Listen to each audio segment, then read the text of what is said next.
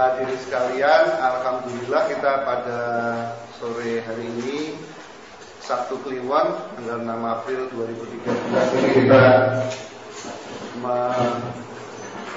membaca atau bersama-sama menguraikan wirid sebuah manuskrip ya, ini manuskrip. Kalau manuskrip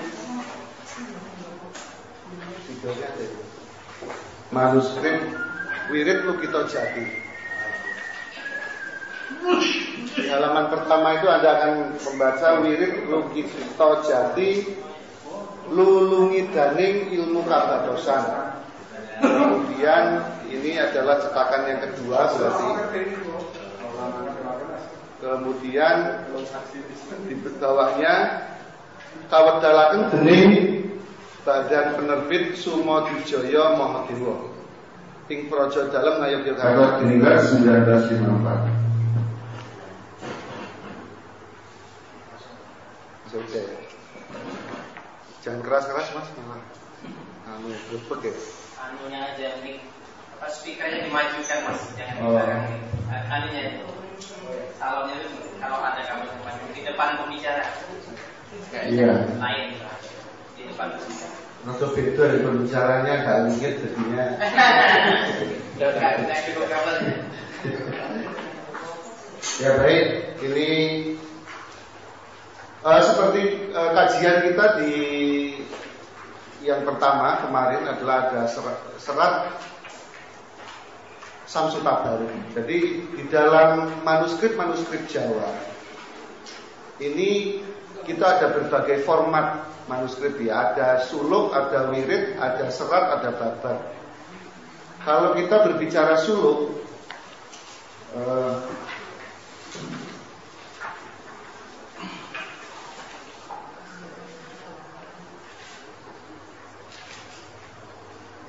jadi kalau kita berbicara suluk, kita berbicara yang namanya suluk berarti dia peristiwa spiritual.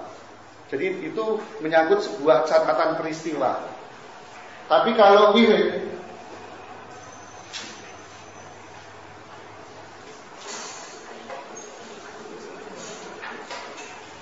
ini menyangkut teori, penjelasan terhadap teori-teori esoterisme Jawa. Kalau serat bisa menjadi sebuah nasihat. Serat itu biasanya bentuknya pendek-pendek. Jadi 10 bait, 10 podo gitu udah cukup. Serat itu berisi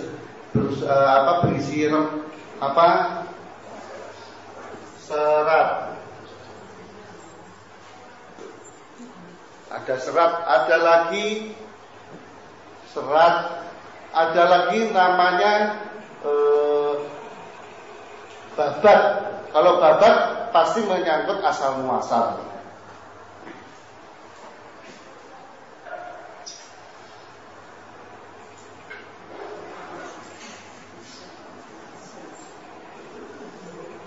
Asal muasal. Babat ini ada dua babat. Babat yang berisi asal muasal, ada juga namanya babat pagedongan.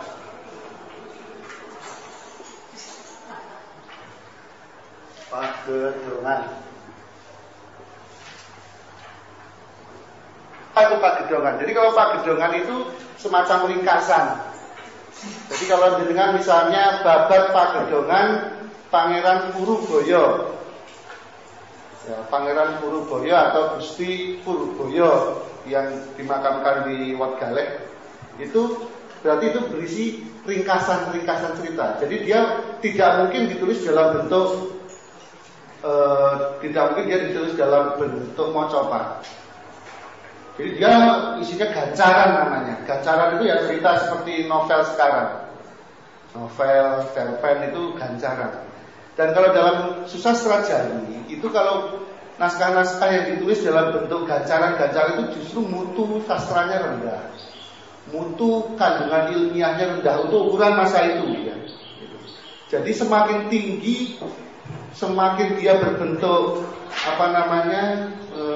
mocopat, berbentuk sekar, itu semakin tinggi kualitas ilmiahnya dan semakin rumit sistem-sistem simbolisasinya. Gitu. Jadi kalau di dalam susastra kita atau tradisi literasi kita di masa lalu itu terletak pada bagaimana sebuah peristiwa dicatat kemudian diterangkan atau teori diterangkan dalam bentuk seperti sekar atau dalam bentuk mocopat. Itu justru semakin tinggi ya. Karena dia dalam menulisnya harus ikut kepada guru lagu dan guru wilangan namanya. Guru lagu itu istilahnya birama. Jadi kalau akhirannya A semua gitu kalau misalnya kalau kita sajak sekarang ya. Tapi ada lagi guru wilangan itu jumlah kata. Dan itu di dalam tradisi literasi Jawa itu sangat rumit hal seperti itu. Jadi wirid yang ada di hadapan Anda ini sudah diterjemahkan dalam bentuk huruf Latin. Apa kelemahan wirid kalau sudah diterjemahkan dalam bentuk Latin seperti ini? Kita tidak mengerti sasmito-sasmitonya. Wirid ini ditulis misalnya untuk siapa? Dari guru kepada murid, atau dari guru sesama guru, dari murid kepada guru, atau dari raja kepada masyarakat. Itu tidak bisa dibaca dari terjemahan seperti ini, karena ada sasmito. Ya. Misalnya dalam suatu surat ada namanya podolungsi, podolingso, itu ada. Dari situ kita bisa namanya mangajat. Jadi kalau dalam surat Jawi sebelumnya akan ditulis begini.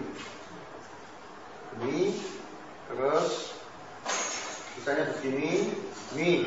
Ini namanya mangajat. Mangajat itu apa? Kepada siapakah sesungguhnya serat ini ditujukan? Mangajat itu namanya. Nah, kalau dalam terjemahan begini saya sudah kehilangan alamat ini, sudah kehilangan jejak kemana ini sebetulnya wirid ini akan ditujukan.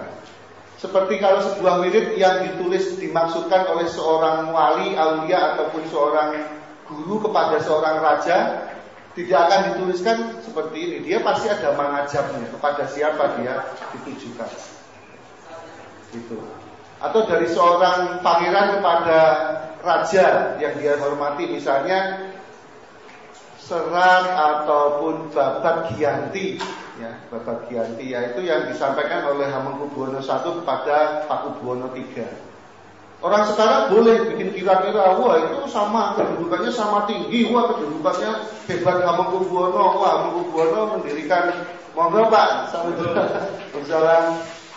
Boleh saja Jogja sekarang begini. Tapi kalau kita lihat di babat Giyantinya, kita akan melihat kalau surat babat Giyanti itu ditujukan dari seorang adik raja kepada kakaknya yang lebih dia hormati. Jadi mangajabnya ada. Gitu. Jadi sasmitonya. Sasmito itu clue-nya itu dia sudah menulis di dalam aksara serat yang ditulis dalam aksara Jawa itu ada clue-nya pada siapa kita. Bagaimana sang penulis memposisikan diri terhadap serat yang dia tulis itu ada. Dan kalau sudah ditulis seperti ini, kita kehilangan alamatnya. Kira-kira sang penulis ini memposisikan diri sebagai apa? Gitu. Kemudian yang kedua, berikutnya adalah wirid. Kalau kemarin kita membahas suluk kalau kita lepaskan sandangannya kita akan membaca menjadi saloko. Suluk, saloko, sloka. Jadi kalau suluk ini selalu berisi adalah peristiwa-peristiwa spiritual dalam hasanah religiusitas Jawa. Sehingga ditulis dalam bentuk sloka. Sloko artinya perak. Perak artinya firok bahasa Arab. Firok artinya memisahkan diri. Memisahkan dari apa? Dari dunia. Itu namanya desonomo operasinya. Jadi bukan otak-atik gaduh ya. Ya, kalau tidak ada dasarnya itu namanya otak-atik gaduh. Gitu. Jadi kalau dalam bahasa Jawa namanya dosonomo. dosa nomo. Masih ada lagi nanti jarwa dosa. Jarwa artinya makna, dosa artinya dibesukkan ke langit, harus bermakna spiritual. Tuh. Jadi di halaman pertama kita wirid, kita yang kedua ini yang berisi yaitu serat-serat yang mengandung teori-teori tentang esoterisme, menjelaskan tentang teori-teori esoterisme di Jawa. Wirid ini kalau kita lepaskan sandangannya, kita akan ketemu dengan warodo.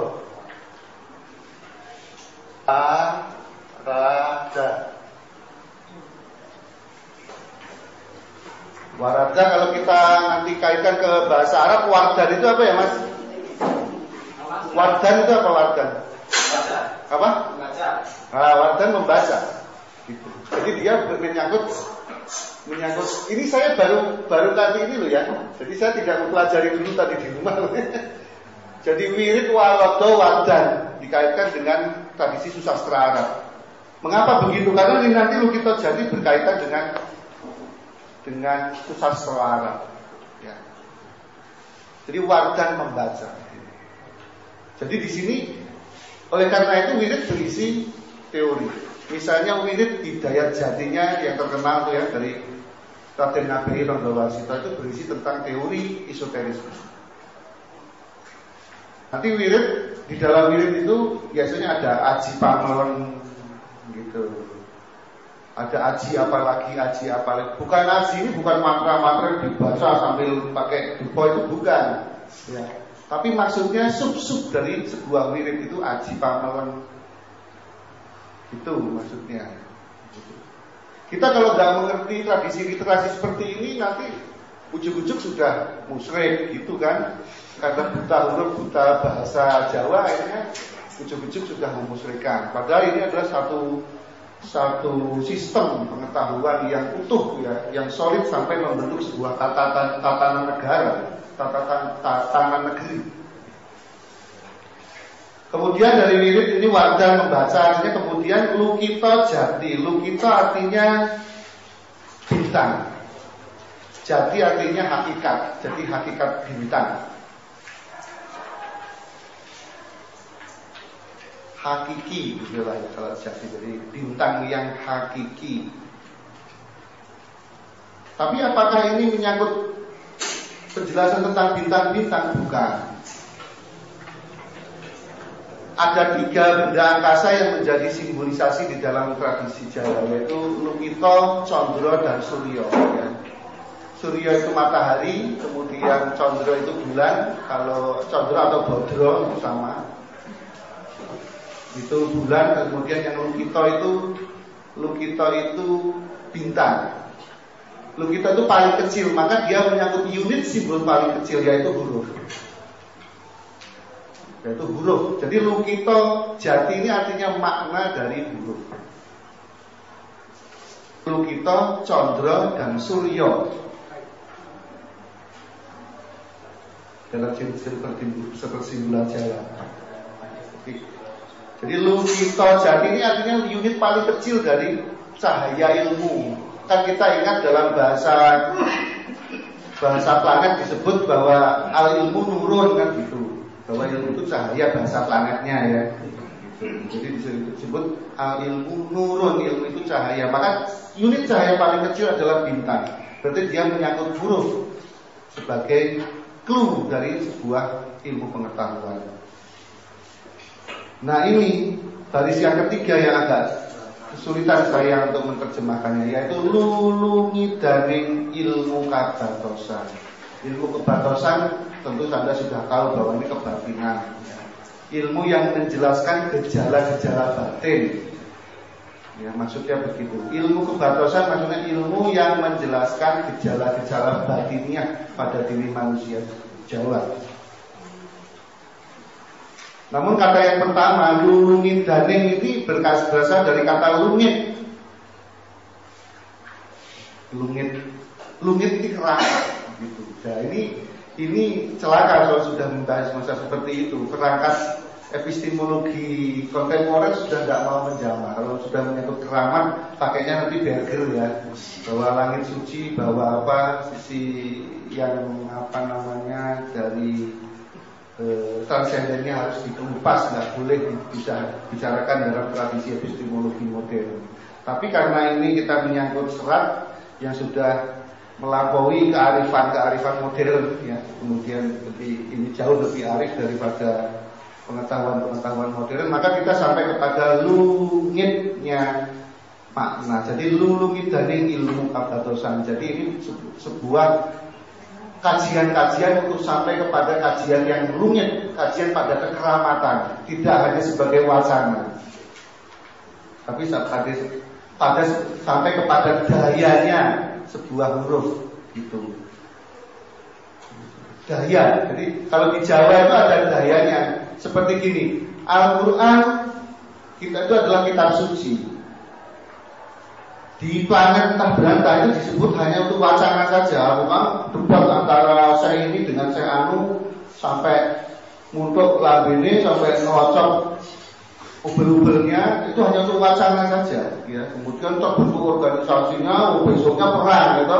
Kemudian kita nggak ada hubungannya, disuruh prihatin, gitu, membantu pakai kertas di jalan-jalan, membantu ini persengketaan masalah golongan ini, itu padahal di tingkat wacana.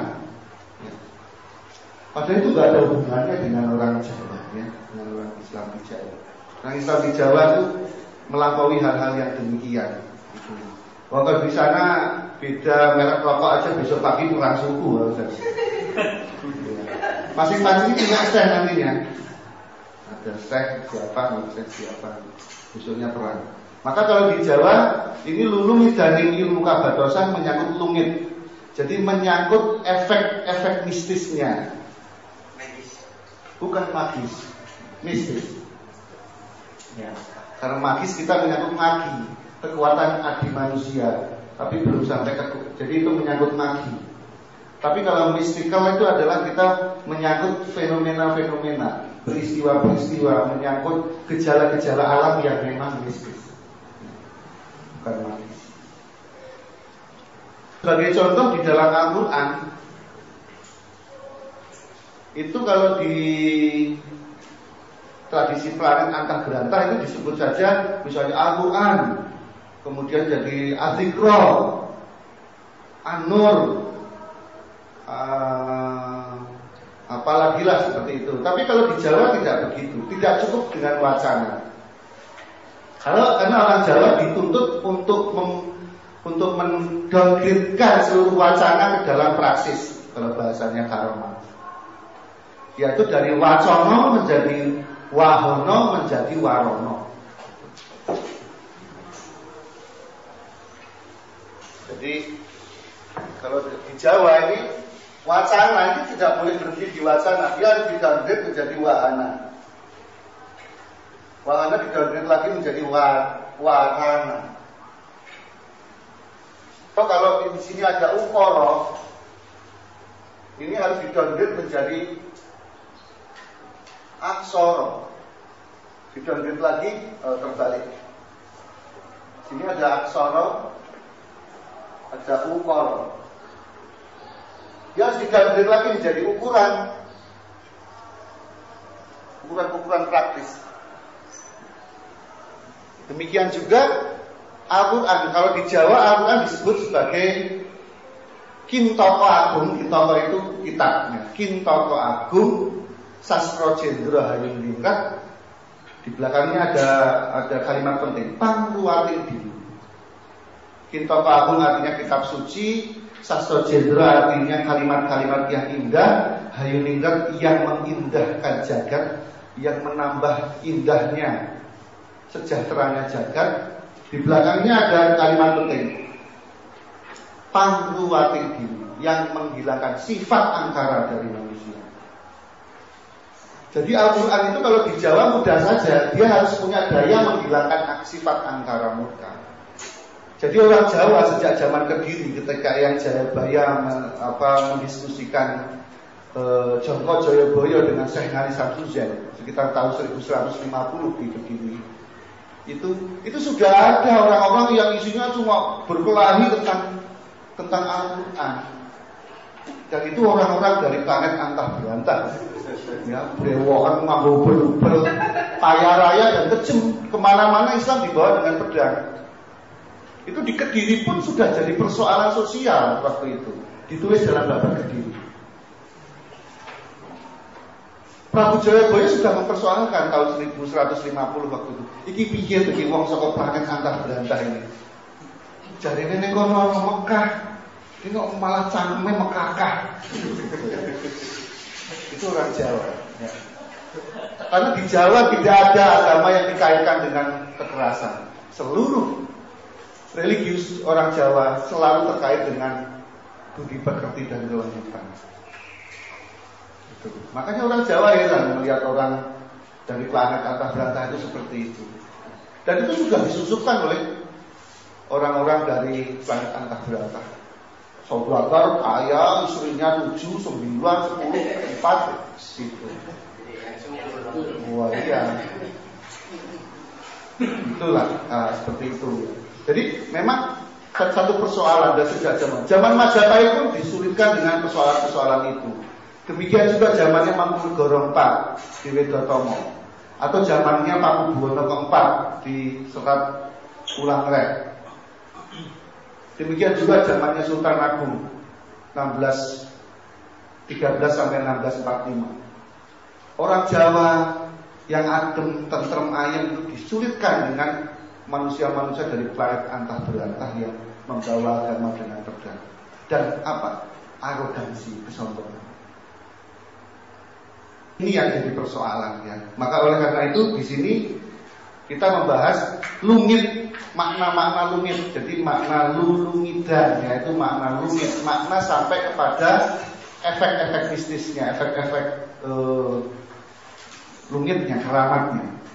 Kemudian yang di bawah, ini saya kalau Raden Mas Trenggono Manik, terus terang saya belum tahu ini karena waktu dibeli manuskripnya oleh Mas Hano ini sudah ada tanda tangan Raden Trenggono Manik. Cuma Trenggono ini artinya bintang, Manik artinya permata, jadi sama dengan Lukito. Trenggono sama artinya dengan Lukito. Raden Mas Trenggono mungkin dia tergerak karena judul wiridnya namanya Lukito Jati. Wah ini hakikatnya saya. Manik sama artinya dengan sejati, hakikat. Kemudian yang di garis terakhir, kawedalaken dening dikeluarkan oleh Badan Penerbit Sumodijaya Mahadewa ing Praja Dalem Ngayogyakarta Adiwirat 1954. Ini dikeluarkan di Yogyakarta. Tapi Sumodijaya Mahadewa ini nantinya dia jadi berubah menjadi CV Buana. Saya lupa itu yang menerbitkan Primbon Beta Jemur Ada Makna dan heksalogi ya, 8 jilid Primbon dari mulai Beta Jemur Ada Makna sampai nanti Quraisin Ada Makna. Beta Jemur kan dari ukara Arab Bait Al-Jumhur. Bait Al-Jumhur menjadi Beta Jemur. Ini jadi yang Sumodijaya Mahadewa ini kakeknya Insinyur Wibatsu. Insinyur Wibatsu yang menerjemahkan atau yang menyalin ulang kitab-kitab Beta Jemur Ada Makna. Jadi dari Trah Mbah Sumodijaya. Mbah Sumodijaya ini, yang Sumodijaya ini sepanjang catatan saya hari ini makamnya adalah di Kebumen. Kemudian Mbah Sumodijaya ini cucu dari KPH Cokroningrat atau Patih Dalem Danurejo yang ke-6.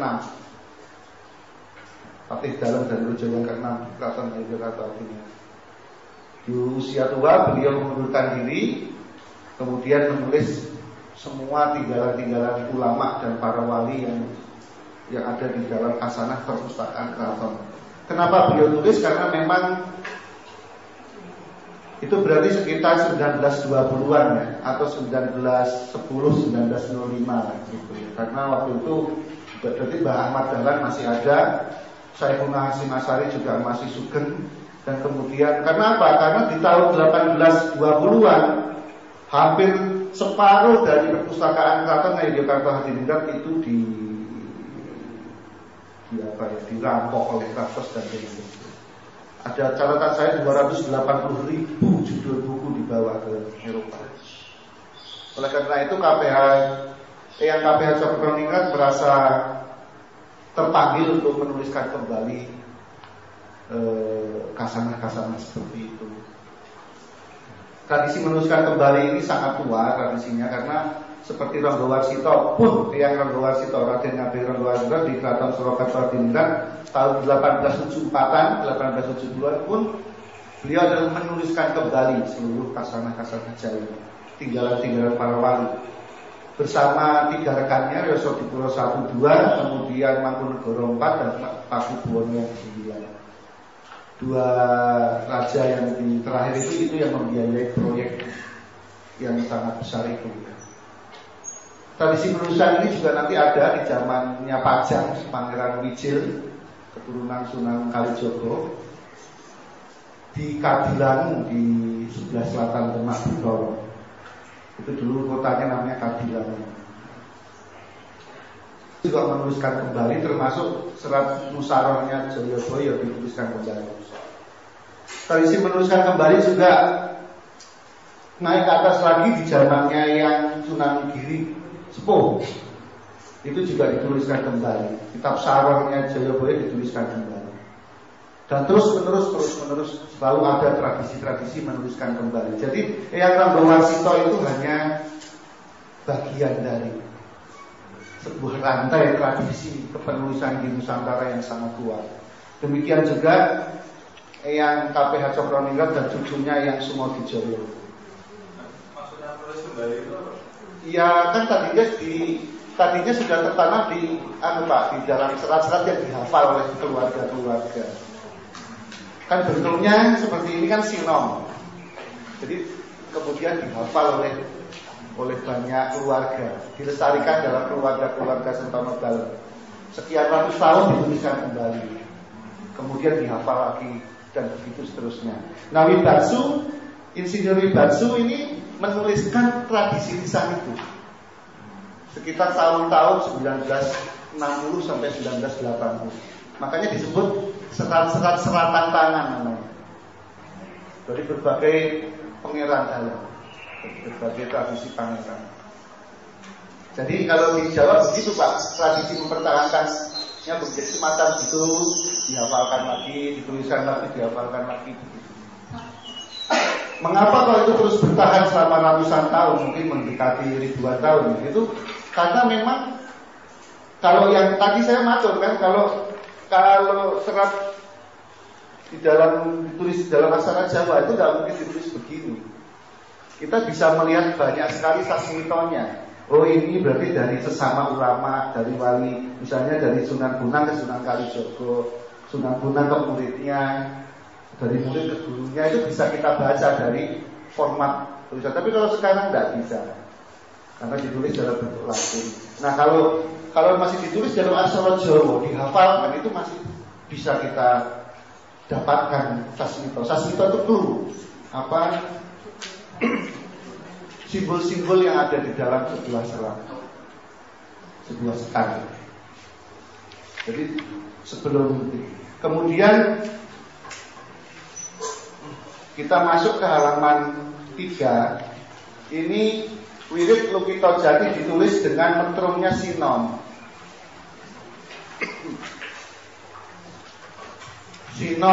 Sinom ini berarti ada 11 metrum dalam mocopat.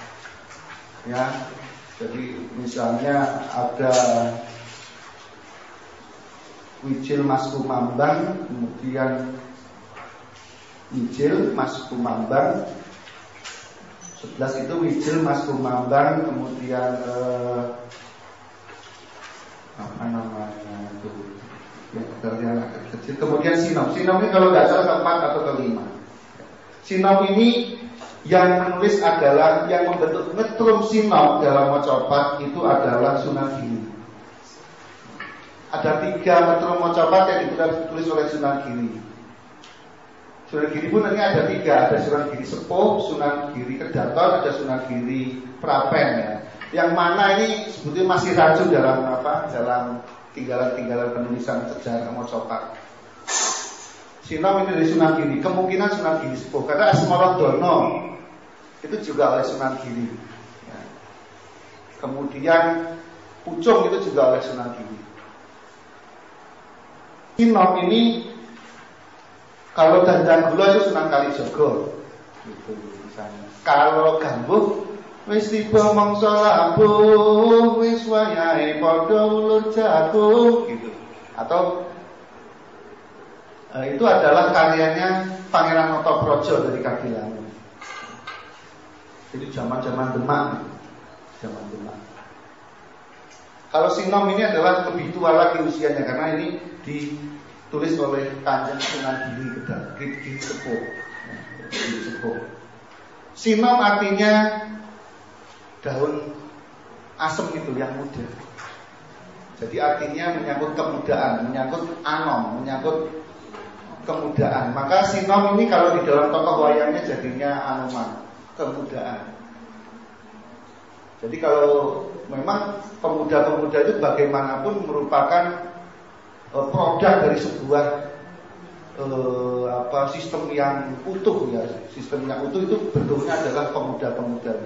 Yang Sunan Giri punya kasatriyan ya, jadi di Sunan Giri setiap wali itu punya kasatriyan pasti.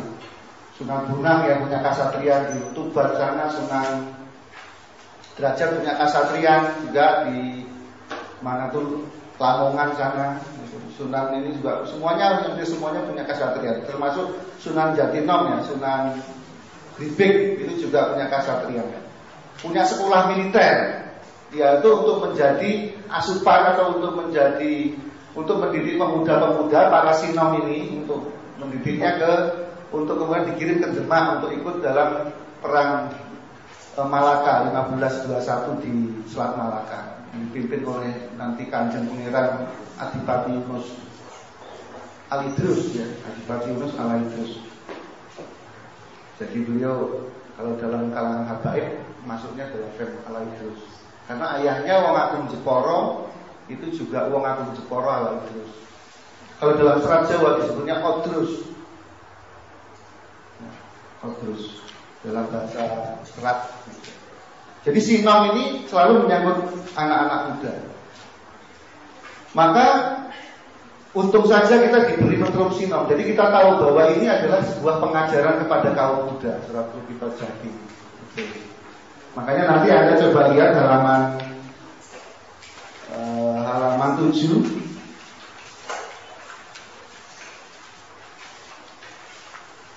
Halaman 7 foto nomor 44 atau bait nomor 44. Prayogi dan menguningi penting untuk kamu ketahui, kalian ketahui sastra Arab menika, sastra Arab ini. Dia mengandung ilmu yang linuhum, mengandung ilmu yang sangat tinggi. Jangan sampai kamu tidak mengetahui, rugi kau akan mengalami hidup. Dan tamatlah rincian sastra Arab ini. Jadi ini mengandung rincian-rincian tentang huruf-huruf Arab. Jadi di sini nasihatnya kepada anak muda. Kita untung di sini karena meskipun tidak ada mengajarnya, kita jadi tahu oh ini memang untuk pengajaran untuk kaum muda dari Sunan Giri. Sampai PPA. Ya. Gitu. Jadi kalau nggak mengetahui gatuannya begini, kita iki apa iki Sinom iki maksudnya si dodot nom ayu gitu. Baik, kita masuk ke babat yang foto yang pertama. Wirid ini terdiri dari 44 bait atau 44 foto. Ini sekar bentuknya. Sekar artinya berarti dia dalam bentuk mocopat. Mengapa disebut mocopat? Karena ada mocosak lagu, mocoro lagu, mocotri lagu, dan mocopat lagu. Ini masuk dalam mocopat lagu. Ya nanti kalau yang mau cosak lagu perilakunya nanti tidak selesai. Baik. Jadi begini cara kita memahami satu serat yang ditinggal. Kita harus mengerti apa itu sinom, kemana dia mengarahkan kita dalam membaca isinya. Sinom. Berarti ini nasihat seorang sunan seperti Sunan Giri kepada kaum muda. Gitu. Dari seorang aulia seperti Herman Sinujanutomo kepada para guyonnya begitu. Buka-buka orang wala baru. Saya akan hanya menyanyikan melantunkan yang pertama saja. Ini sinom pakai dengan pelok tum. Angkocap layangan bio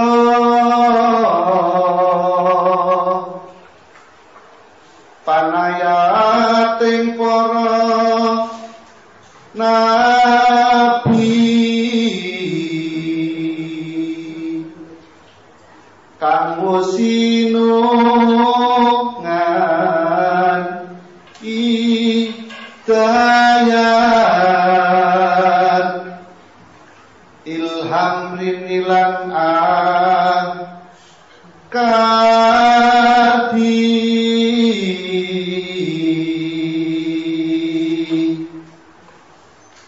kitab watone nutulis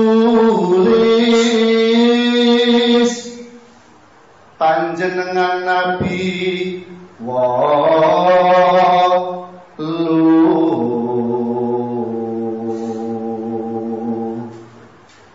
kang dihin Nabi Adam katar buka saking gaib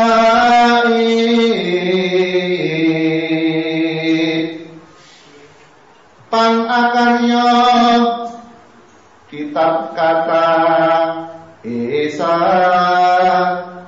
dosa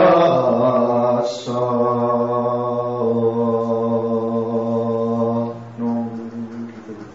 Jadi ini memang dalam bentuk metrumnya sekarnya adalah sinom. Tapi sinom ini tidak cuma satu jenis, tidak seperti yang saya lakukan. Ini ada sekitar 56 jenis.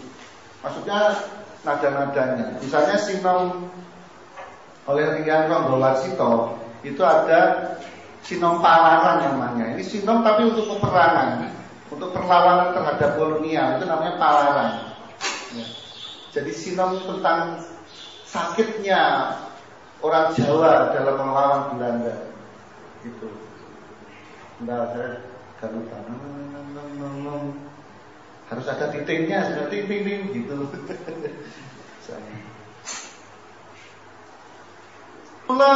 Adalah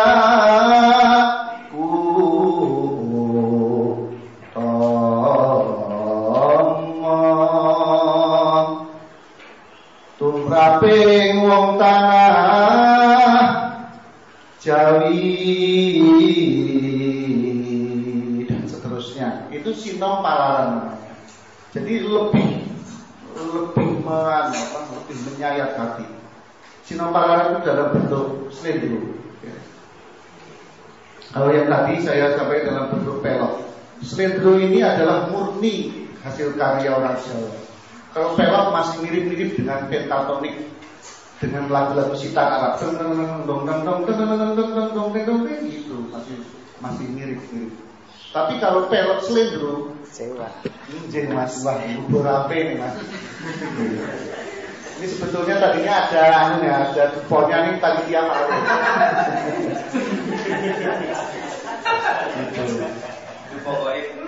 Ya. Nah jadi itu pasti. Tapi kalau slendro tidak ada tiruannya di seluruh dunia. Slendro produk asli dari para leluhur kita, ulama-ulama tanah Jawa. Ya. Makanya slendro lebih sulit. Oleh karena itu gamelan dalam ada dua pangkong, slendro dan pelok. Pelok ini lebih tua umurnya, karena lebih mudah didengarkan oleh telinga. Tapi yang cenderung tidak mudah kita memainkannya. Ya. Kalau kita tidak mengerti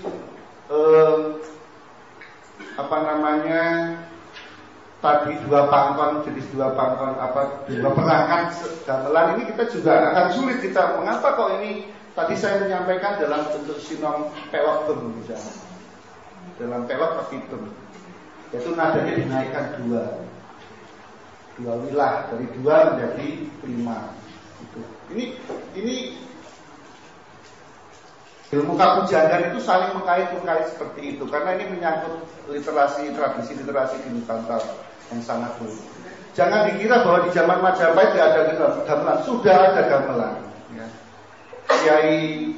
Kiai Kodok Morek itu juga tinggalan Majapahit. Kanjeng Kiai Sekati Kakung, Kanjeng Nyai Sekati Putri juga tinggalan Majapahit. Itu kemudian diwariskan ke Cirebon, dari Cirebon diwariskan ke Mataram. Naik lagi ke zaman Singosari sudah ada Kodok Morek, sampai ke zamannya Kediri sudah ada Kanjeng Kiai Kodok Morek. Itu kalau kita mau sekedar mengetahui kira-kira sistem pengetahuan ini sangat luas, sangat saling berkait. Karena di Nusantara tidak ada ilmu pengetahuan yang hanya science for the science, itu tidak ada. Apalagi art for the art, seperti orang-orang linglung dewasanya, itu tidak ada. Semua ilmu pengetahuan dan semua seni itu selalu merupakan seni video.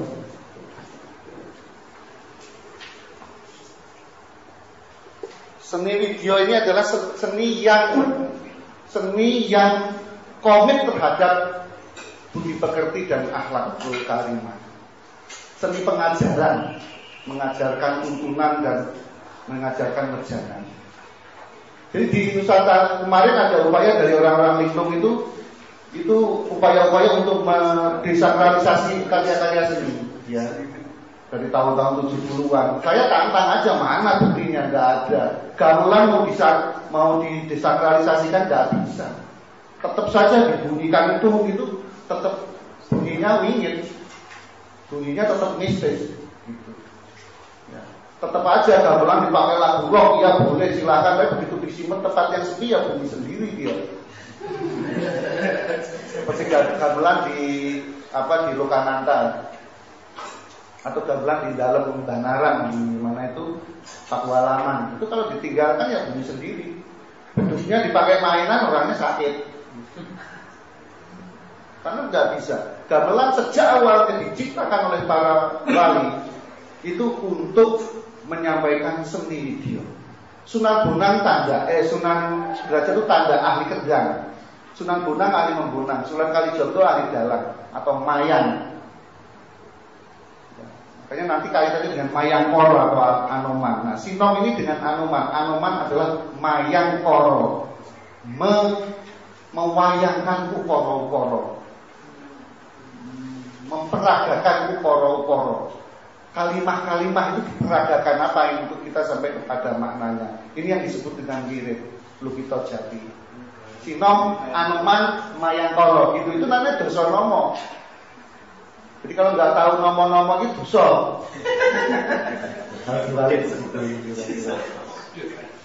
Ini sengaja saya biar jenengan tahu aja betapa rumitnya Susastro Jawi, betapa rumitnya ilmu kapujangga. Kalau yang ngono kok degera sama pijet kok seenaknya sendiri menulis tentang menerjemahkan sastra Jawa. Dan sampai kapanpun saya nggak terima. Besok di hari akhirat akan saya tuntut dia. Itu sembarangan menerjemahkan karya-karya para wali. Baik, yang pertama tadi Kang Kosat Layang Ambiyo. Sahdan terdapatkan sebuah buku yang namanya Serat Ambiya. Dia bercerita tentang ayat-ayat para nabi, bukan ayat kitab suci di sini. Ayat maksudnya tentang tanda-tanda, maksudnya tentang kisah-kisah para nabi. Kanggo sinungan hidayah. Para nabi itu sudah dilindungi oleh hidayah dari Allah. Ilham rinilan akardi. Maka semua ilham rinilan akardi ini satu kalimat yang artinya kalau padanan dalam bahasa antar berantahnya itu radhiyallahu anhum wa radu'an. Ilham tinilan akardi. Jadi apapun perilakunya beliau nabi-nabi itu, Gusti Allah itu rela, dan apapun perilakunya Gusti Allah para nabi itu rela. Radhiyallahu anhum wa radu'an. Jadi ilham tinilan akardi. Ini kalau sama yang enggak akrab dengan istilah-istilah begini mesti diterjemahkannya satu-satu. Ilham kuwi tanggoku, tinilan kuwi rela, akardi itu siap dinikah kan gitu. Jadi bahaya. Ilham kan tanggoku ya, kalau saya itu ada ilham. Jadi kalau ini satu kesatuan ilham tinilan akardi. Sama dengan ewu hoyo impang budi. Itu satu kesatuan, bukan ewu artinya pekewu, oyo itu apa itu? Oyo itu apa namanya? Ngoyo. Pambudi itu budi pekerti. Jadi mau berbuat baik pekewu. Bukan ewu hoyo impang budi itu satu kalimat. Kitab Waton yang tulis, kitab yang betul-betul dituliskan panjenengan Nabi Walu menyangkut 8 orang Nabi. Yang pertama adalah Nabi Adam. Kalau beliau ini terbuka dari yang gaib, karena dia diturunkan dari langit, jadi dia langsung diturunkan dari kegaiban. Untuk Nabi Adam ini Gusti Allah menyangoni beliau, memberi bekal beliau berupa 10 suhuf. Pan akaryo kitab katai sadoso itu adalah 10. Kitabnya ini suhuf mushaf. Suhufnya Adam itu ada 10. Kemudian yang kedua Nabi Esis an akaryo ini bagian 2 Esis, leluhurnya orang Jawa yang kedua. Jadi leluhurnya orang Jawa yang pertama adalah Purwojono atau manusia purba. Tapi kemudian dengan datangnya Adam, Idris sampai Nabi Idris, tengah-tengahnya ada Nabi Sis atau bagian 2 Sis. Bagian 2 Sis ini kemudian memperbaiki genetikanya Purwojono menjadi hid pertama itu. Nanti seterusnya ada lagi baginda Ibrahim, baginda Ismail dan seterusnya sampai Kanjeng baginda Ngali dan Ibu Pertimah ya. Itu masalah nanti lagi lah ya, masalah apa namanya leluhur dan nenek moyangnya orang Jawa. Jadi baginda Isis ini adalah salah satu ini adalah orang leluhurnya orang Jawa. Setelah kami baginda Isis ini punya anak Sayyid Anwar dan Sayyid Anwas. Sayyid Anwas ke Nusantara, Sayyid Anwar ke kontinental, ke negeri-negeri kontinen, negeri-negeri benua. Karena pemerintahan di dunia yang terbesar cuma Nusantara, tidak ada yang lain lagi. Dan Nabi Isis adalah yang juga membuat. Beliau menciptakan atau beliau disangoni dengan 50 kitab suhufnya Nabi Isis atau suhufnya baginda Isis. Demikian juga Nabi Idris juga dibuatkan. Idris artinya membaca, darosah, dirosah, deres. Tapi deres juga bisa menjadi deres. Kalau di Jawa dia bisa artinya mengambil nilainya, mengambil intisarinya dari suatu perkara. Kalau orang Arab artinya bicara, ngarap itu artinya bicara ya. Dalam apa itu kamus apa itu mas? Kamus apa itu? Mujan. Kalau ajam artinya yang memeras maknanya. Jadi deres itu kenapa kok yang kiai di gede pemanah itu deres kan gitu.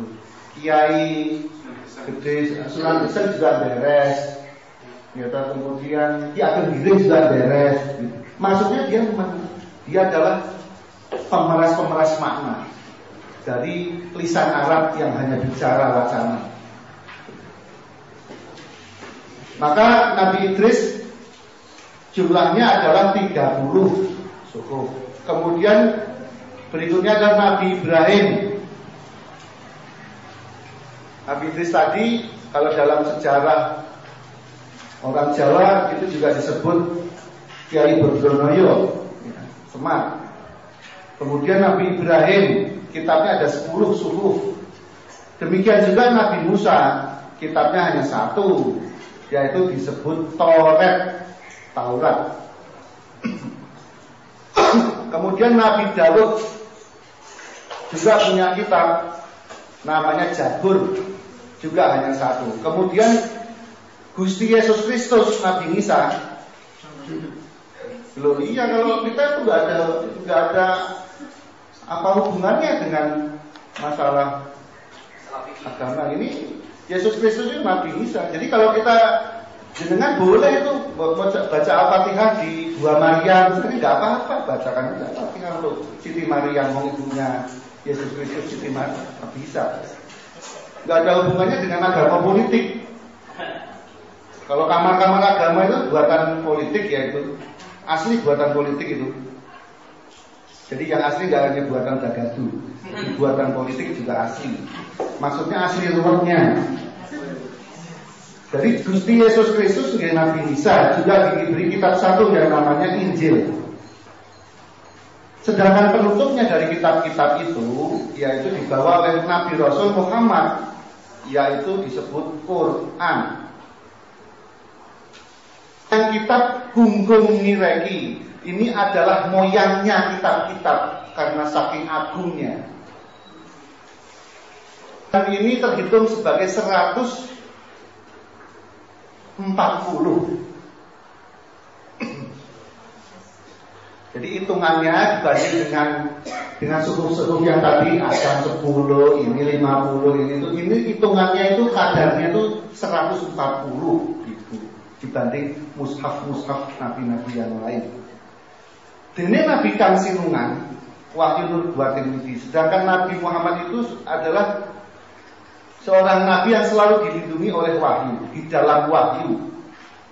Nur Buatin Widi yaitu cahaya kenabiannya. Widi artinya ridho, artinya rela. Jadi Sang Hyang Widi itu artinya yang maha memberi keridhoan. Sang Hyang Widiwasa artinya yang maha memberi keridhoan dan yang maha tunggal, tidak ada duanya. Jadi hal yang biasa dalam tradisi Jawa, Asmaul Husna, nama Allah itu mempunyai padanan nama-nama kawin dan nama-nama sanskritnya. Jadi hal yang biasa. Karena memang itu menepi dawuhnya Gusti Allah sendiri, dari lisanan Arabian mubin disampaikan dengan apa? Lisanan bilisani kaumihi, harus dengan lisan kaumnya. Saya mengertinya Sang Hyang Widi. Gitu. Kalau diberi Arido itu saya kepeseng-peseng nggak ngerti artinya. Gitu. Maka saya harus diberi padanannya. Oh, Sang Hyang Widi. Oh, berarti dia Arido. Ada apa dengan padanan-padanan seperti itu? Zaman sekarang orang dengan enaknya bikin cap musrek segala macam, seraksik kalau putusnya.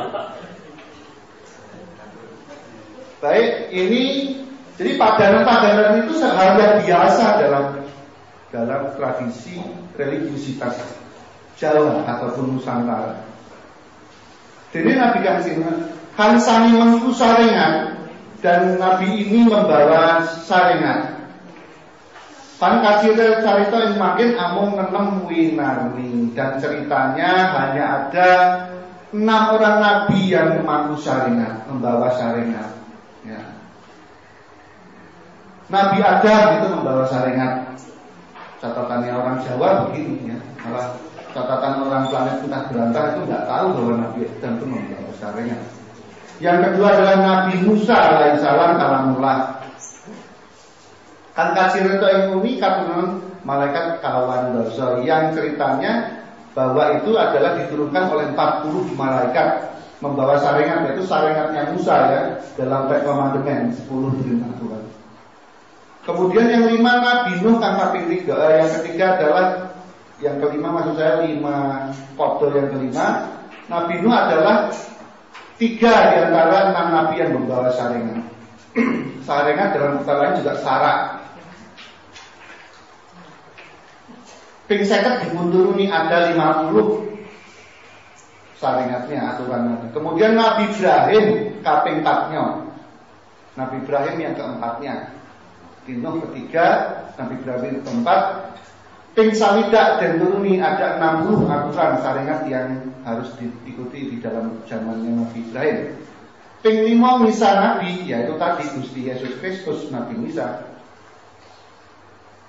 Itu yang kelima. Ping 12 malaikat tumurun. Malaikat menyelesaikan Injil itu dengan turun bolak-balik selama 12 kali. Yang keenamnya adalah Nabi Muhammad Sallallahu Alaihi Wasallam.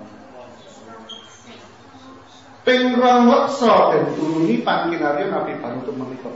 Ping 2 itu artinya 20.000 kali Jibril itu turun ke langit untuk menyelesaikan Quran. Makanya tadi kadarnya yang lainnya cuma 10, 5, 40, 50, Nabi Muhammad 140.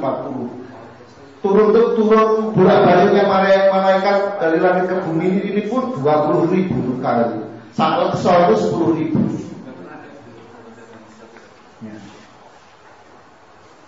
Dene to saringati para nabi sawiji-wiji dan juga saringatnya para nabi tadi yang satu persatu. Saringatnya Nabi Adam salah satunya yang penting ada menghalalkan pernikahan. Menghalalkan salaki rabi itu maksudnya pernikahan enggak? Ya.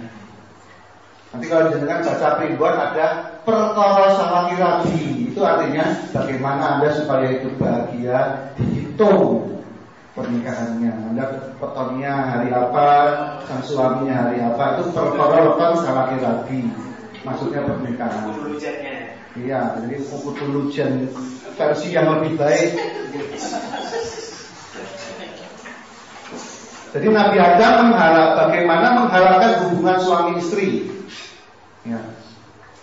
Bagaimana caranya? Makanya kisah Nabi Adam atau riwayat tentang pernikahan Nabi Adam dan Siti Allah di swarga, di mana saksinya malaikat Jibril dan Mikael dan penghulunya Gusti Allah langsung itu, makanya di sini sangat berkaitan dengan itu.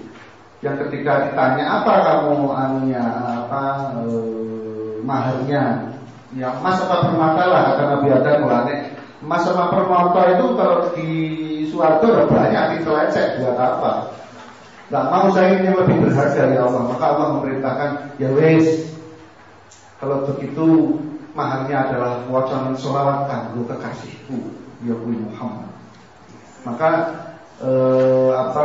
Nabi Adam pun manusia edisi pertama yang tanpa nomor seri ya itu ya. Itu tanpa nomor seri itu. Masih 000 gitu. Dapurnya. Ya ini Nabi Adam saja sudah mengirim sholawat 10 sholawat untuk Nabi Muhammad itu sudah jadi mahal, jauh lebih berharga daripada emas permata yang ada di surga. Padahal Nabi Muhammad kemudian dilahirkan sekitar 10.571 tahun kemudian setelah Adam, secara kroniknya ya. Secara kroniknya begitu. 571 kan 10.000 tahun sebelum Masehi dan Nabi Adam dalam catatannya Baihaqi. Kemudian lansa dulur pribadi dan juga bagaimana punya saudara-saudara kandung. Dan bagaimana akhlak terhadap saudara kandung. Kemudian yang kedua adalah Nabi Musa sarengatipun dosa pati pinejan. Nabi Musa menetapkan sarengatnya adalah yang terpenting adalah besarnya dosa membunuh sesama manusia. Yang ketiga Nabi Nuh ingkang kinarni ngalalken mangan kirik lan doyan. Nabi Nuh yang paling penting sarengatnya adalah menghalalkan boleh memakan anjing kalau seseorang itu doyan. Untung saya ini pengikut Nabi Nuh. Kemudian yang ketujuh Nabi Ibrahim sarengatipun. Nabi Ibrahim sarengatnya minum arak dan lilani tan dosa pan Nabi. Nah minum arak ini harus ditinggalkan. Kemudian Nabi Isa ini adalah syariatnya adalah dihukum mati tapi tidak mati. Hukum mati nora mati. Jadi memang Nabi Isa ini dihukum mati di salib, tapi sesungguhnya beliau tidak mati. Sedangkan pan Nabi Muhammadin pan iku Rasulullah winenang Rabi Bapak. Beliau ini kemudian menghalalkan menikah 4 kali. Dan karena Nabi yang terakhir ini yang dilindungi oleh dan juga memangku wahyu bulan.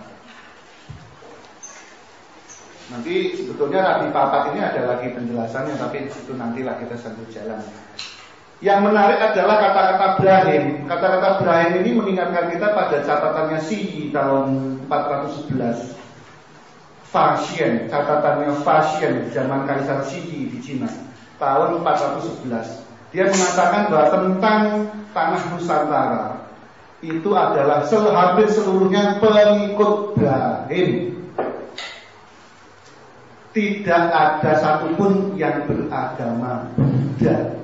Begitu kata Fashion dalam catatan Kaisar Syi. Tapi yang unik di dalam kajian-kajian sejarah Indonesia termasuk oleh Fonstein, itu orang Amerika, dia mengatakan Brahim dalam catatan Syi ini maybe refer to, mungkin mbok menawa mbok iya gitu. Ketoke kaya niku berhubungan dengan 3 dewa di tradisi Hindu, yaitu Brahma, Wisnu, Shiva. Jadi ini menarik. Kajian sejarah dan prasejarah kita, titik sejarah kita tahun 400 yang ditentukan oleh kolonial ini ditentukan bahwa catatan Fashion yang menyangkut Nabi Ibrahim ini it may be refer to mbok menawa cas kaya-kayane lamat-lamat ning mbok dudu mbok yo. Maybe itu kan mungkin saja. Itu saja masih refer to, berhubungan dengan. Dan ini dan yang anehnya pernyataan Fonstein ini kemudian menjadi satu statement untuk membaca keseluruhan sejarah Nusantara, Tarumanagara, Mulawarman, Purnawarman, seterusnya. Padahal it may be refer to. Ini menyangkut kata-kata Brahim.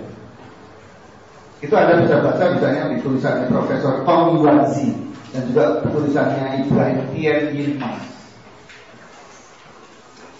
Makanya saya begitu baca Fonstein ini, meskipun dia bahasa planet, kok it may be refer to kok lah, iki uang umat bisa jadi. Itu ya. Jadi kajian-kajian tentang tahun sejarah dan prasejarah kita harus kita pertanyakan ulang. Bagaimana mungkin catatannya Fashion hanya diterjemahkan seperti itu? China Amal. Baik, kita tuliskan, kita baca yang ke-8. Lan wahyu hukumah. Jadi Nabi Muhammad yang terakhir itu mampu atau diberi amanat wahyu hukumah, yaitu hikmah dan hukum.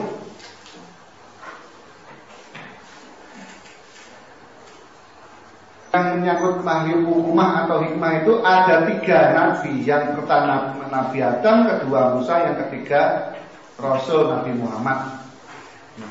Hukum maksudnya berarti dia punya wilayah.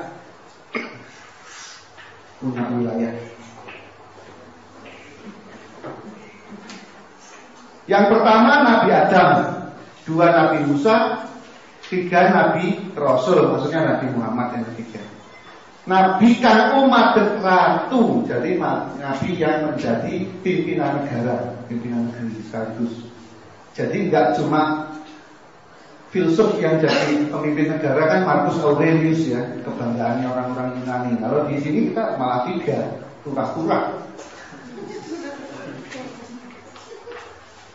Jadi Nabi kan umat ratu, mung 6 kata ira. Jumlahnya 6 yang tampi hidayat jati, lan amengku wahyu hukumah tiga. Jadi maksudnya wahyu kenegaraan. Yang pertama ada 6 lagi. Oh, ini jadi malah bukan 3, ini 6 ini. Ya, jadi wahyu hukum saja itu Nabi Adam, Musa dan Nabi Muhammad. Sekarang Nabi yang jumeneng menjadi ratu, menjadi raja, menjadi prabu. Yang pertama Nabi Yusuf, kedua Nabi Daud, yang ketiga Nabi Sulaiman. Nabi Yusuf di Mesir, Nabi Daud dan Sulaiman di Kan'an ya. Nabi kang madhep Narpati.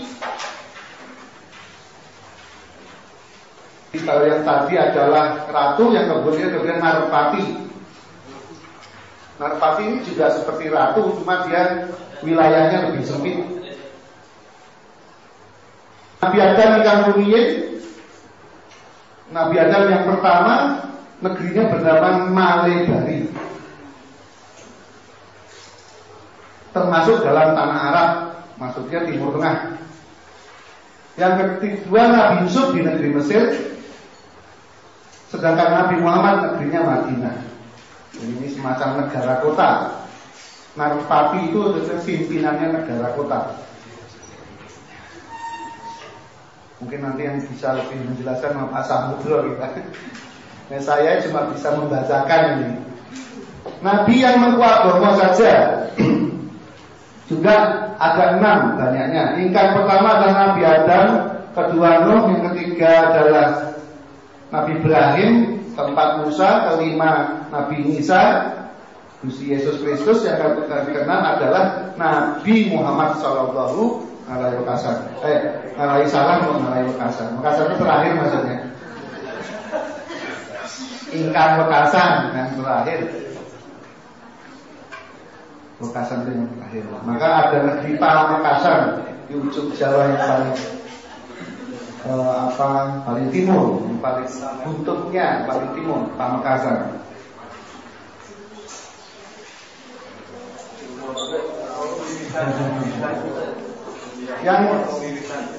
Wiritan yang pertama. Wiritan itu yang paling mulai gitu. Kan dinuka karya Quran mengko pemuting kudu Madinah. Yang dibuka dalam tulisan atau kitab Quran merupakan peringatan terhadap seluruh jagat raya, tidak hanya kepada manusia saja. Mongko pemoting dumadi kepada seluruh jagat raya. Pangpineran 3 dosa yang terdiri dari 3 dosa juz, 30 juz, suratnya pinrinci, suratnya terrinci-rinci. Quran banyaknya 114. Ada 114 surat. Dene selain surat ing Quran tanjul narasi. Jadi kalau di dalam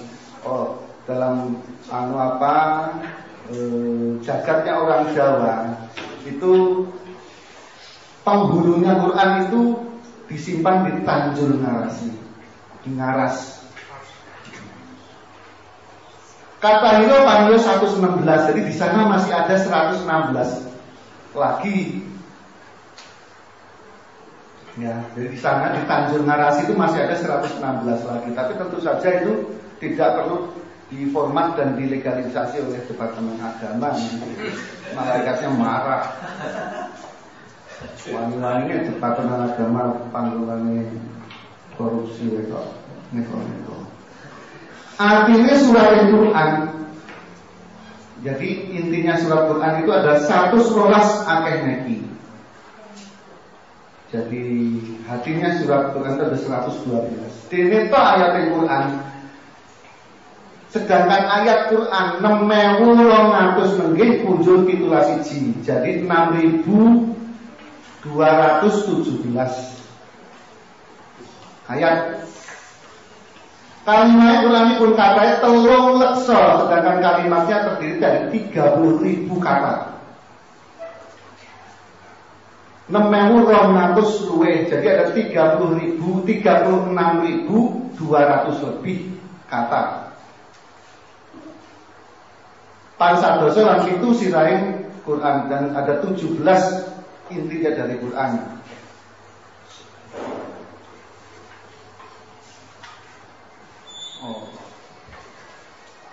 Enggak, dirinya sedoso ini masuk yang ke 36.210 anunya ya, jumlah kalimatnya katanya. Dan 7 sirah Al-Quran, ada 7 ayat khusus yang merupakan penghulunya Al-Quran. Namanya surat Al-Fatihah. Ini gitu, pada nomor 13. Arahnya surat Fatihah, namanya surat Fatihah. Sirah Fatihah nggih dumunung dhateng bisdat aneh bismillah. Sedangkan penghulunya Fatihah itu ada pada bismillah. Sirah bismillah, sedangkan penghulunya bismillah ada pada alif. Alif apa itu disebut? Alif nukat kan dadi namanya alif nukat. Alif nukat ini bukan alif yang ada dalam kalimat tulisan bismillah itu. Alif nukat adalah alif yang menjadi awal seluruh huruf yang ada di seluruh dunia. Kalau Bani Israel ya alfabet lah, alfa. Bahasa Arabnya alif. Kalau Jawa ya ho. Kalau anu ya apa namanya a. Jadi itu ada namanya alif mukat. Alif yang menjadi penghulunya seluruh huruf-huruf di seluruh dunia. Itu namanya alif mukat. Jadi bismillah itu intinya malah di sana.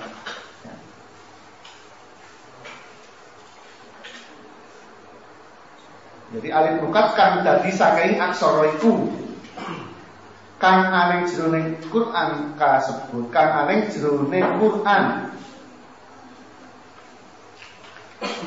disebut Nur Muhammadin wiwijange sawiji-wiji panikosa. Jadi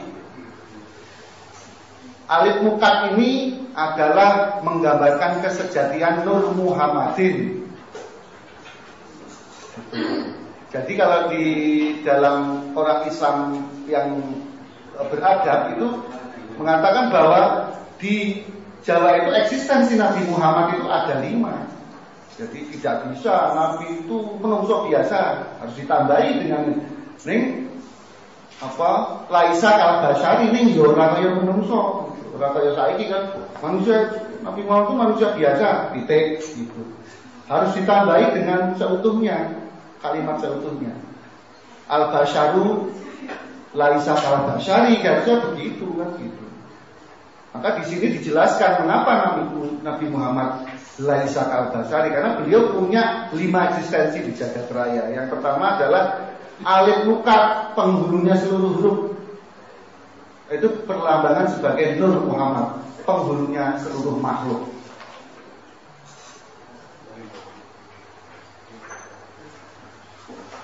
Yang kedua alif tansur jenengi roh aneh kitab Toret Dadi.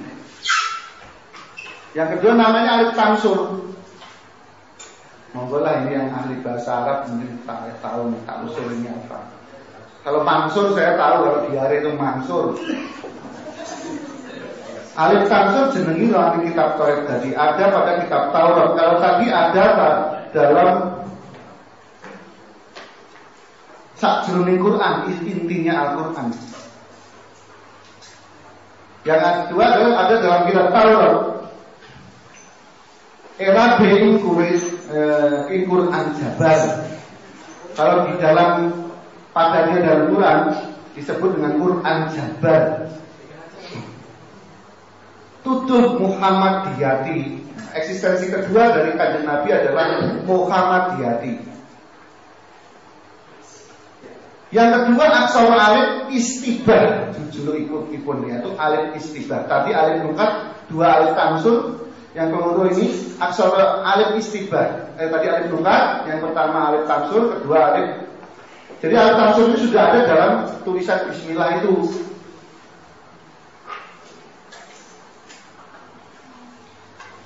istibah, alif istibah jujulipun ya itu disebut alif istibah. Jenenge ane kitab Injil Erabe Pandati Quran.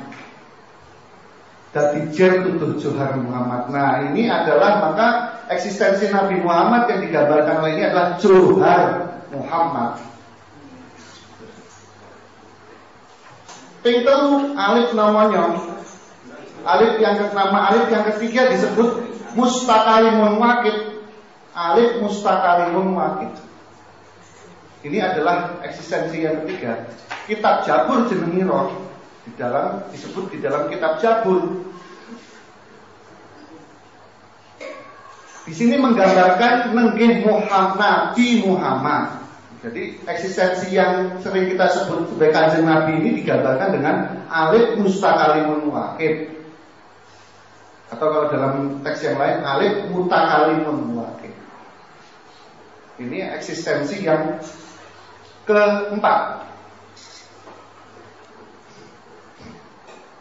Kemudian kalau alif yang keempat arahnya kan alif apan kurut ulu waqid jenengiro atau alif ulu waqid namanya. Ini adanya di kitab Anbiya. Kapan-kapan saya tunjukkan kitab Anbiya. Tebalnya segini, bahasa Jawa semua berkisah tentang seluruh nabi-nabi. Termasuk bercerita tentang sejatine Nur Muhammad, sejatine Muhammadiyati, sejatine Johar Muhammad, sejatine Nabi Muhammad, dan sejatine Muhammad Adam Sarpin.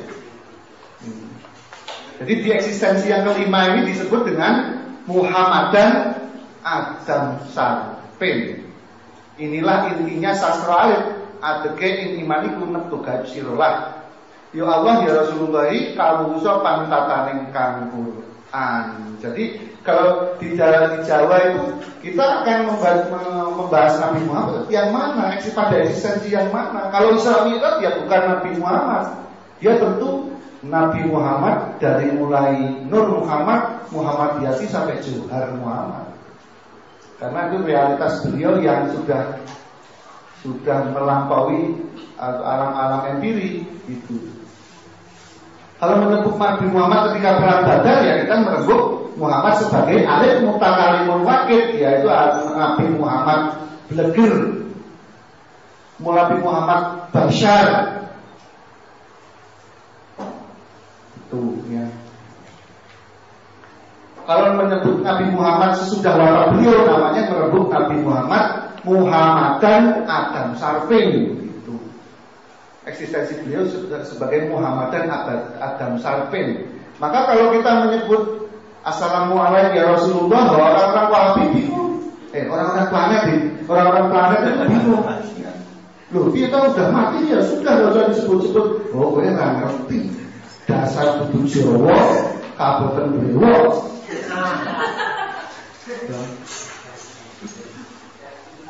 Gak tahu bahwa ada Muhammadan Adam Sarpin. Jadi entitas eksistensi Rasulullah setelah wafatnya beliau. Sebelum diturunkan ke bumi tahun 571 dan wafat tahun 632. Posisi eksistensi kanjeng Nabi dalam tiga eksistensi yang tadi, Nur Muhammad, Muhammadiyati, dan Johar Muhammad. Diturunkan antara 571 sampai 632 namanya Nabi Muhammad. Dasar itu, manusia biasa. Dan setelah wafat 632 wafat sampai hari kiamat besok disebut Muhammad dan Adam Sarpin. Posisinya dalam bismillah itu gimana? Kalau ditulis bismillahnya iya, kira-kira iya. Sewu.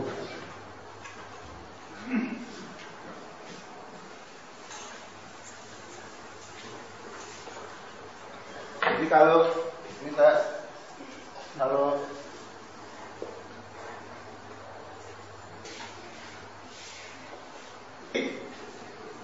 yang pertama alif nukat itu tidak di sini posisinya, menjadi penghulunya semua aksara di seluruh dunia. Jadi alif nukat namanya. Nukat itu nukat gaib ya. Nukat itu kalau jenengan baca surat Nurun ala Nur di dalam sebuah nukat itu maksudnya pancurannya itu nukat. Itu alif yang di sana itu namanya Nur Muhammad. padanannya adalah Nur Muhammad. Tapi kalau dalam kalimat bismillah ini ada biisminya.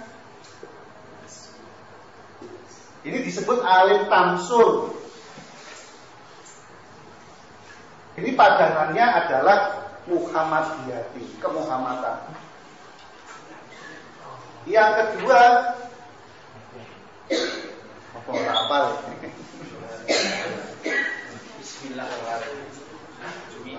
Alif istibah. Ini istibah. Ini dari yang ini. Istibah. Ini yang padanannya adalah Muhammadiyati.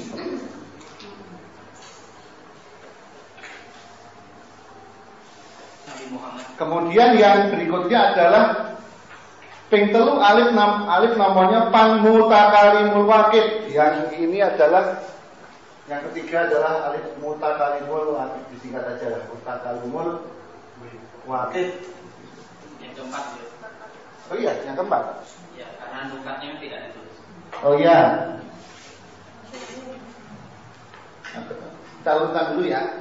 Istibah, suluk itu jenengir kita pinjil dari Allah. Ping telu alif namanya Panmutakalimul Waqid. Kita jatuh jenengir. Yang papat arahnya kan alif ini betul ini. Alif. Ini alif ulu waqid. Itu yang kelima. Tapi di sini yang kepapat di sini. Karena yang tadi yang alif nukat itu tidak dijadikan nomor satu. Dia di luar ini gitu loh. Alif nukat itu di luar ini. Ini milik semua aksara. Atau kalau Nur Muhammad itu berarti milik semua makhluk gitu. Menjadi sumber semua makhluk. Jadi alif tamsul adalah Muhammadiyati, alif istibah itu adalah Juhar Muhammad, alif Mutakalimul Waqid itu adalah Nabi Muhammad Bleger, dia sebagai sifat Rahman ya, yang memangku sifat Rahman, membawa rahmatan lil alamin. Yang keempat, Nabi Muhammad sebagai Ulu Waqid atau sebagai Muhammad dan Adam Sarfin. Alif Tamsur yang ini Muhammadiyati.